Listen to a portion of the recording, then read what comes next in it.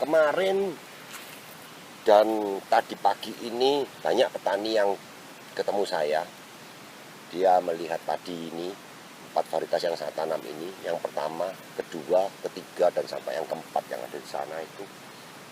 Mereka melihat dan mereka sangat interest sekali, mereka sangat wow sekali. Jadi mereka akan menunggulah istilahnya sampai hasil panennya seperti apa untuk varietas padi ini dibandingkan dengan yang sekarang mereka tanam yang lagi intens, yaitu Impari 32 yang ada di belakang saya ini. Ini satu hamparan semua ke sana itu Impari 32. Mereka ingin tahu. Tapi banyak yang ingin mencoba untuk menanam padi ini karena ini ada beberapa hal yang disampaikan oleh para petani yang saya mau share ke sobat petani semua. Sesuatu hal yang paling lucu buat saya, dan ini sering sekali saya dengar dan saya dapati di setiap kali event pertemuan atau event-event acara padi ataupun acara panen bersama. Event ini suara seperti ini sering saya dengar, yaitu apa, bibit padi ini saya mau menanam karena padinya bagus sekali. Itu yang selalu mereka tanyakan. Dan mereka, apalagi kalau sudah panen, nanti hasilnya keluar dan bagus, mereka pasti yang mereka kejar pertama kali oleh para petani itu adalah apa bibitnya ini. Mengapa seperti itu? Karena petani banyak masih beranggapan, dari para petani berasumsi dan beranggapan bahwa kalau mereka menanam padi ini, bibit padi ini, varietas ini mereka tanam, hasilnya akan sama seperti ini. Itu yang selalu ada di mindset mereka. Kalau saya tanam ini berarti hasilnya seperti ini.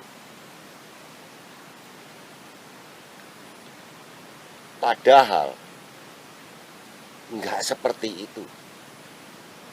Nggak ada jaminan Anda menanam varietas ini, padi ini, hasilnya akan sama seperti yang ada di video saya sekarang ini, atau yang ada padi yang di samping saya ini. Nggak mungkin akan sama, 100% nggak mungkin akan sama. Karena apa? Karena apa? Perawatan. Kunci di tanaman padi itu adalah perawatan. Bagaimana hasil padi bisa bulir seperti ini bulirnya, panjang seperti ini, dan mentes seperti ini, kuning bening seperti ini, dan full sampai ke bongkol-bongkolnya. Itu bukan cuma karena satu faktor benihnya apa, tapi perawatan. Ini yang sering sekali para petani tidak pernah klik ke arah sana. Banyak sekali varietas-varietas padi yang diluncurkan oleh pemerintah. Sudah banyak sekali. Bagus-bagus luar biasa. Tetapi ya seperti yang saya katakan tadi, mereka tidak pernah sekalipun bertanya bagaimana merawat padi dengan bibit ini, hasilnya seperti ini, dan bentuknya seperti ini, dan mengapa daunnya masih tetap hijau seperti ini. Tidak ada satupun. Kalau ada pun biasanya hanya dari pemerhati, bukan dari pelaku petani yang langsung terjun di sawah yang menanam. Tidak ada. Mereka pasti mencari. Karena itu musim tanam November, Desember, Januari sampai Januari ya kalau tempat saya, di sekitar wilayah ini itu ada beberapa kalau di tempat saya namanya subak ya, ada beberapa sekian subak. Itu semua menanyakan apa nama benih padi ini. Karena mereka mau cari. Dan mereka mau tanam. Karena mulai berapa hari yang lalu lah, sampai tadi pagi saya masih ketemu petani, dia masih keliling menanyakan, gila, cakep banget, wah, pokoknya top, jos gandos, padi opo iki, padi apa ini, top, dia bilang gitu. Ada petani sampai menghitung sendiri bulir padinya, sampai 300, luar biasa, dia bilang gitu. Cakep, mau saya, apa benihnya? Dan bagus sekali tanaman ini, umur segini masih tetap hijau sekali. Padahal mereka lupa, mereka nggak ingat bahwa di sebelah sana itu ada yang nanam biasa-biasa saja. nggak hijau seperti ini daunnya. Perawatan itu kunci yang paling penting. Apapun. Saya sudah sering sekali memberikan berbagai macam analogi dalam arti perawatan. Saya sering sekali memberikan analogi macam-macam. Kalau padi ini kalian tanam, terus tinggal tanam, pupuk cuma 2 kali, nyemprot maksimal hanya 3 kali, nyemprot obat rumput, nyemprot sekali insektisida, penutupan terakhir fungisida, terus Anda minta hasilnya seperti ini, bullshit, lupakan, nggak mungkin akan terjadi. Sudah banyak yang saya lihat seperti itu. Jadi varietas-varietas yang diluncurkan oleh pemerintah banyak yang tidak disukai petani, bukan karena padinya jelek atau varietasnya jelek, bukan. Tapi karena klik di perawatan mereka tidak menemukan. Jadi mereka banyak petani itu selalu mencari tanam padi yang gampang, perawatannya yang gampang. Ya nggak ada, Pak. Perawatan padi yang gampang itu nggak ada.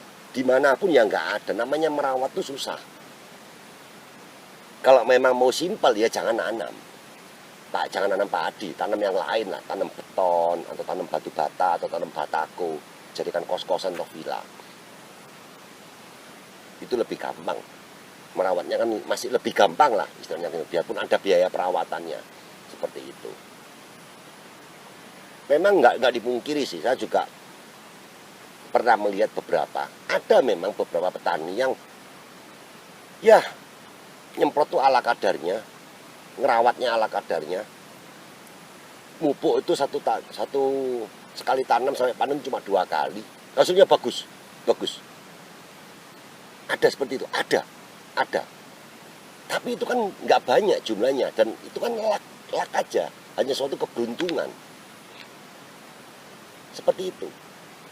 Ada seperti itu ada. Saya pernah menemui seperti itu. Dan petaninya dengan santainya, saya nggak perlu ngerawat ini, saya nggak perlu nyemprot ini, saya cuma nyemprot sekali, 2 kali selesai, 3 kali selesai, mupuk 2 kali, sudah. Bahkan mereka datang ke sawahnya, itu bisa 10 hari atau seminggu sekali. Ada seperti itu, ada.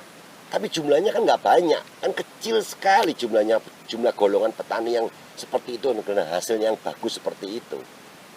Tapi rata-rata yang model-model seperti itu, yes, jeblok lah. Yes, mentok hasilnya seperti itu aja. Belum lagi nanti kalau tahu-tahu mendadak muncul peledakan hama dan penyakit. Kocar kacir dah kalau sudah mereka seperti itu. Dan ujung-ujungnya yang disalahkan apa? Benihnya.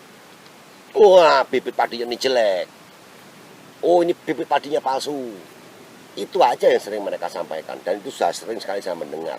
Nggak usah jauh-jauh lah. Untuk sekarang jenis Impari 32 di tempat saya itu ada beredar 3 macam. Saya akan bingung. Sejak kapan Impari 32 ada 3 macam? Setahu saya Impari 32 cuma 1 aja yang dikeluarkan resmi oleh BP Padi. Itu aja. Tapi mereka enggak. Mereka bilang ada versi yang berbeda. Ada yang versi A, versi B, versi C. Kalau yang A itu yang begini buahnya, yang C, yang B, yang C begini. Ada yang nanam katanya, yang sana beli 32 katanya itu palsu. Itu aneh sekali. Dan itu sudah terjadi pada zaman waktu trendingnya varietas Sierang. Bahkan ada namanya Sierang SS, Sierang GH, Sierang 64, Sierang Sumatera. Perasaan setahu saya nggak ada itu. Sierangnya Sierang 64. Nggak ada Sierang 64, Sierang Sumatera itu nggak ada. Tapi itulah dinamika di petani seperti itu. Kenapa itu saya kalau berapa kali ya saya sudah sering menanam padi, hasil seperti ini, terus bagus, hasilnya bagus. Saya cuma ketawa aja kalau ada petani-petani yang tertarik punya bibitnya, mencari bibitnya, terus dia menanam sendiri dengan cara-cara mereka sendiri dan mereka tidak menanyakan bagaimana merawatnya, apa tata caranya, bagaimana. Ya saya cuma ketawa. Musim depan biasanya setelah mereka tanam, musim berikutnya amburadul semua. Dan nanti ujung-ujungnya pasti kembalinya itu udah yang palsu lah, yang inilah, yang ditipu lah. Pokoknya ada aja alasannya seperti itu, ada aja. Dan itu bingung dah saya kalau saya seperti itu. Bingung dah seperti itu.